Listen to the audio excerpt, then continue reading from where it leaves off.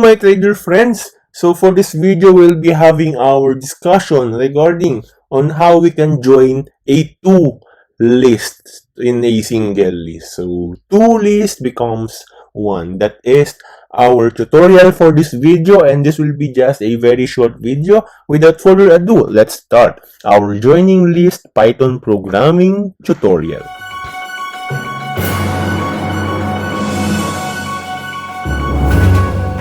Okay, so joining list. We can join two lists to create one new list using the plus sign operator, the addition operator. So I hope you still remember our discussion using these different operators. If you don't watch it already, please watch it first for you to be able to get our discussion on this video.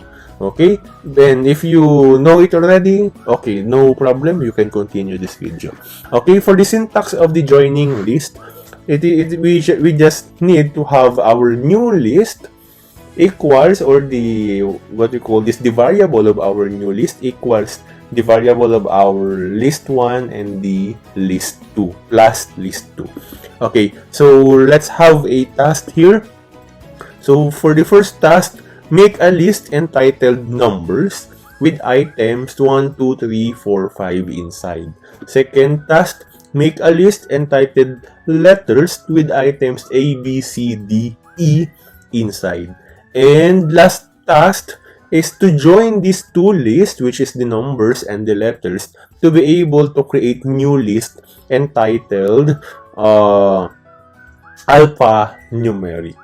Okay, so let's go to our Jupyter Notebook. Please open your Jupyter Notebook now and let's start coding.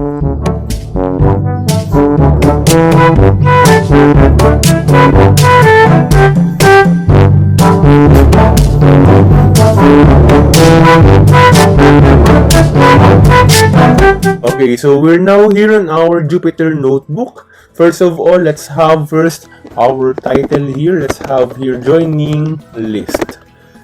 Okay, then let's mark down and run as title.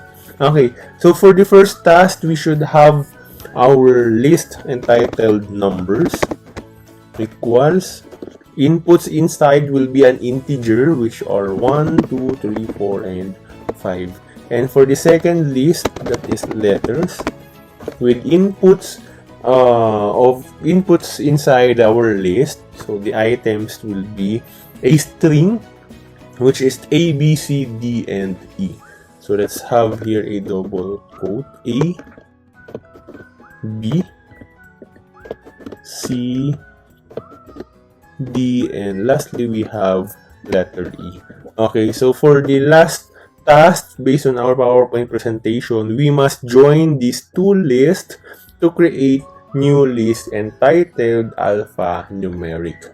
So alphanumeric, let's write here alphanumeric, that is the name of our joint list, equals numbers, which is equivalent to these 5 numbers, plus operator, don't forget the plus operator for it to join, then letters, which is equivalent to these 5 letters A, B, C, D, and E.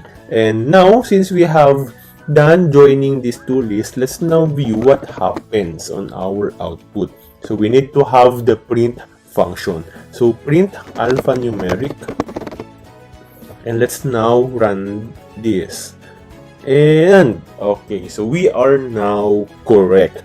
The result or the output of the alphanumeric is now 1, 2, 3, 4, 5, A, B, C, D, and E. Therefore, the numbers list and the letters list is now joined under the variable or the list alphanumeric.